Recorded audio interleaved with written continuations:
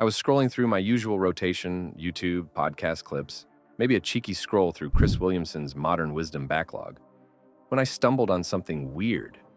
Not a new podcast guest, not a fitness deep dive. A company. A drink company, to be specific. And not just any drink. A nootropic performance drink called Neutonic. Co-founded by Chris. Wait, Chris Williamson? The podcast philosopher? The guy who sits across from neuroscientists and stoics and grills them about peak performance and discipline. He's selling drinks now? It felt a little off-brand. Like walking into a monk's temple and seeing a Red Bull fridge. But then I kept reading. This wasn't a cash grab. It wasn't some influencer slap a label on it deal. It turns out Chris and his co-founder raised $3.7 million for this brand. Quietly. No viral product drop, no pre-roll ads, no, "What's up guys, buy my supplement." Nonsense. It wasn't even obvious. I had to dig. There was barely any noise around it. No shouting, just an announcement. And then boom, fully operational, fully funded, and backed by an audience that already trusted him. That's when it hit me. Chris wasn't just launching a drink. He was executing a strategy that most creators completely miss. He wasn't selling a product. He was capitalizing on trust equity that he'd been building for years, without asking for a dime in return. And the more I looked into it, the more fascinating it got. From his Love Island past to the hours of podcasting with some of the sharpest minds on earth, this was always the plan. We just didn't see it coming. So here's the real story of how Chris Williamson didn't just raise millions, but rewrote the rules of creator-led startups without making a single loud noise. So how does a guy who once flexed abs on Love Island end up raising millions for a neuroscience-backed beverage? It sounds like two completely different people.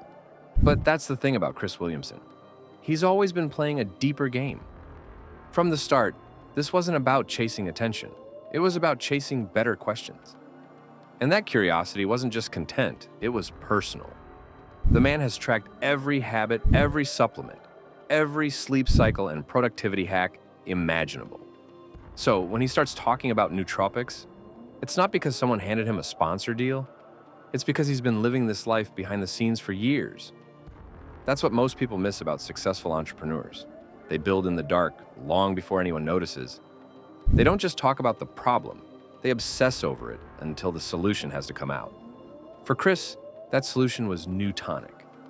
But long before the can, long before the money, and even before the podcast started hitting millions of views, there was just this relentless urge to figure out how to function at a higher level. Physically, mentally, socially. Launching a drink company wasn't a pivot. It was an extension of the experiment he's been running on himself for over a decade. Only now, he's bottling the results and sharing them with the rest of us. By the time most people heard of Modern Wisdom, Chris had already been grinding behind the mic for years. Not weeks, not a summer project, years. No fancy studio at first, no big-name guests, just a dude asking deep questions to people who barely had followers, because the conversations mattered. What's wild is, in an age where creators are obsessed with shortcuts, hooks, edits, thumbnail tests, Chris went the opposite way. He made his episodes longer, slower, deeper. At one point, he was releasing 3 episodes a week while running a nightclub business and training at the gym like a maniac. This wasn't content creation. It was an obsession with learning. Every guest, a lesson. Every conversation, a test drive for new ideas, frameworks, and mental models. Over time, something started to happen. You couldn't listen to Modern Wisdom casually anymore. It wasn't background noise. You actually had to think. But here's what's important. Even with all that growth, there was no product, no course, no funnel. For years, Chris gave without asking for anything. He wasn't selling. He was stockpiling trust. Notice what he did differently here. He didn't let the audience pressure dictate the timeline. He let the product quality lead. Because if the drink didn't work, it wouldn't matter how big his platform was. So while other influencers were dropping collagen powders and brain gummies, Chris was learning, quietly, what it would actually take to do this right. Not fast, not loud, right. And that's why when the launch finally came, It didn't feel like a launch. It felt like a reveal, a peek into a plan that had been unfolding the whole time. We just hadn't seen the full picture yet. You'd expect a guy who spent years building a personal brand to make a massive deal out of his first product launch. Countdown timers, cinematic trailers, maybe a slow-motion sip in the gym with moody lighting. But Chris? Nah. When Neutonic launched, there was no noise. No "look at me" campaign. Just a few carefully worded posts. That's it. But here's the kicker, not in the clickbait sense, in the real sense. Behind that quiet launch was a funding round of $3.7 million. Think about that. A podcaster, known for asking big questions, not selling flashy products, raised 7 figures without breaking a sweat in public. That kind of move doesn't come from hype. It comes from a different kind of currency. Trust. But the trust wasn't enough. Chris knew that. You can't just ride vibes into the beverage industry. So he partnered with people who live this stuff. One of them being James Smith, a no-BS personal trainer with millions of followers and a reputation for straight-talking honesty. Together, they weren't just making a nootropic drink. They were building an entire ecosystem around the idea that performance doesn't have to come with a caffeine crash or a sugar spike. This wasn't just another energy drink. It was a cognitive enhancer in a can. Designed for thinkers, for creators, for people trying to focus, not just feel jittery. They nailed the product positioning. Neutonic wasn't competing with Monster or Red Bull. It was sidestepping them, targeting a crowd that didn't even drink that stuff in the first place.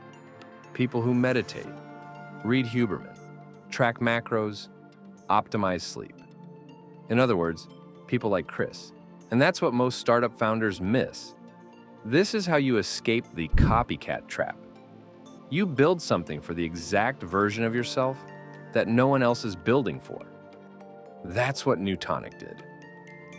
Even more impressive, they built systems from day one. Manufacturing, fulfillment, subscription model, it wasn't an afterthought. It was designed for scale. This wasn't two bros mixing powders in a blender. It was a real business, backed by real infrastructure. And Chris didn't step into the role of flashy CEO. He stayed in his lane, brand voice, vision, values. His job wasn't to run the company.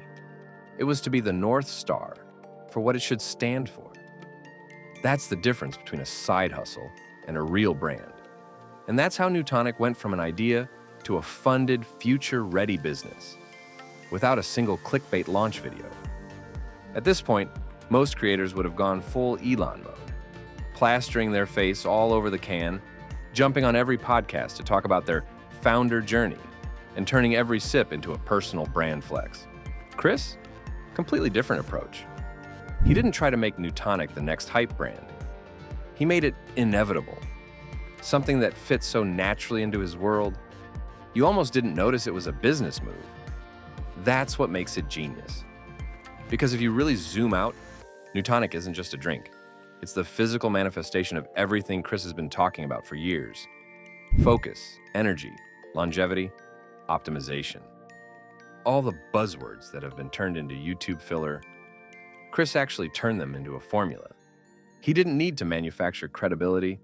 He already was the guy, drinking nootropic stacks and biohacking his circadian rhythm when nobody cared. So when Neutonic hit the market, his audience didn't flinch.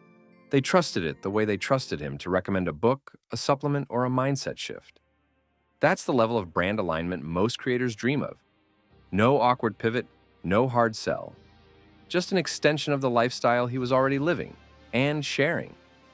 And the wild part? He still didn't let success turn into noise. No champagne popping, no victory laps. He stayed on the mic, still asking better questions, still chasing edge cases in human performance. The podcast kept rolling. The values stayed the same. This is what separates lasting success from flash-in-the-pan launches. Chris didn't build a product just to sell it. He built a product to live it. Neutonic isn't his empire. It's just one wing of it. A bridge between what he learns and what people can actually use. It's for the listener who wants to do more than listen. It's for the one who's ready to act. And that's what makes Chris's story different. He didn't blow up and then scramble for a monetization plan. He reverse engineered the whole thing. He built trust first, then value, then the product, then scale. And now, he's sitting on a brand that's built to last. Not because it went viral, but because it fits exactly where it's supposed to in his world.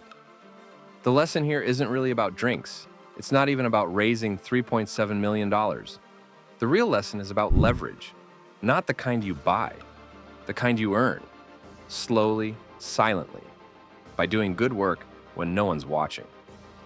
Chris didn't build Neutonic in a rush of excitement. He built trust over hundreds of hours of conversation. He built credibility by not trying to monetize too soon. He built reputation by asking smart questions and then actually living the answers. By the time Neutonic dropped, the audience was already primed. He didn't need to hype the product because the person behind it already had weight. The key insight here is this: you don't need a massive audience to build something real. You need alignment. You need consistency. You need to earn attention, not just grab it. Chris played the long game, and now he has something with real staying power because it's rooted in who he actually is. So here's my challenge to you. Don't wait for the perfect product idea. Don't obsess over launch tricks or growth hacks. Start building your version of trust equity. Speak clearly, show up consistently, stay curious, give without expecting a return.